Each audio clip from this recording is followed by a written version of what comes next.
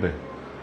और मैं आज क्रोधित भी हूं और भावुक भी हूं, क्योंकि आज का दिन महत्वपूर्ण है हम लोगों के लिए। हमने इसको व्यवस्था परिवर्तन दिवस के रूप में आज स्वीकार किया। तो मैं ये जानना चाहता हूं देश के प्रधानमंत्री और देश के गृह मंत्री और उत्तर प्रदेश के मुख्यमंत्री से कि जब मैं अपने लोगों के बीच जा ही नहीं सकता हूं, अपनी बात ही नहीं कह सकता हूं, यात्रा नहीं कर सकता हूं, तो फिर इसकी फर्जी सुरक्षा का मैं क्या करूंगा?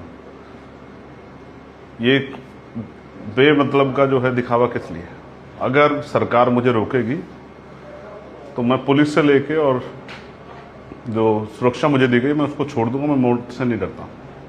देखो, ऐसा है सरकार के आदेश में, क्योंकि खुद मुख्यमंत्री 2 दिन पहले यहाँ आए थे तो उन्होंने निर्देश किया है कि सत्ता परिवर्तन यात्रा नहीं होनी चाहिए। ये लोकतांत्रिक देश है।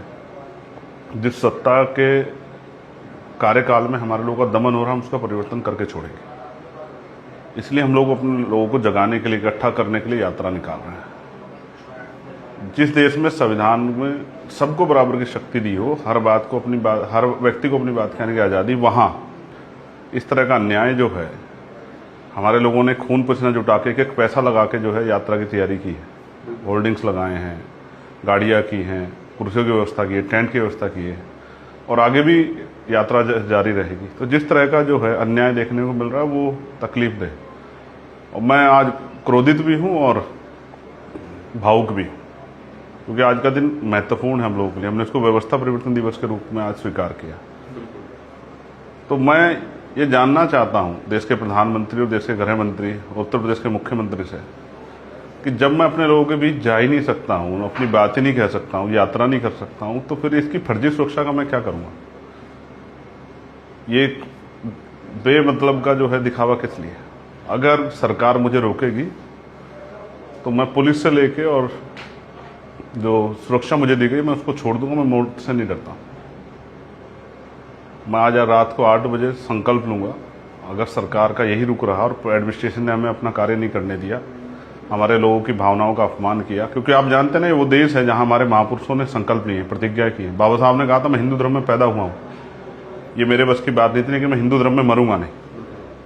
काशीराम साहब ने घर परिवार छोड़ दिया, सुख सुविधाएं छोड़ दी, और मैं उन्हीं का अनुयायी हूं।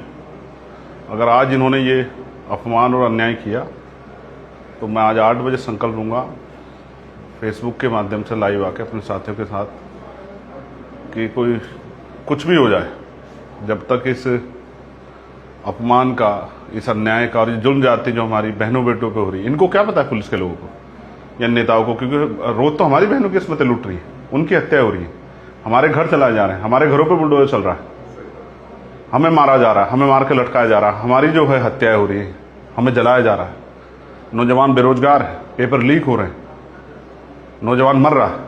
इनको क्या पता है महंगाई ने कैसे गरीबों को कमर तोड़ दी? सत्ता में बैठे लोगों को नहीं पता है। तो मैं संकल्प लूंगा 8 बजे।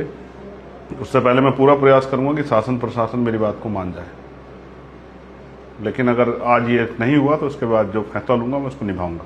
और मैं बहुत जिद्दी आदमी हूं। अगर मैं कुछ संकल्प करता हूं तो मैं उसको निभाता हूं, हर कीमत पर निभाऊंगा, चाहे सुरक्षा छोड़नी पड़े, चाहे घर बार छोड़ना पड़े, कुछ भी करना पड़े, जो भी तय कर लूंगा उसको करूंगा।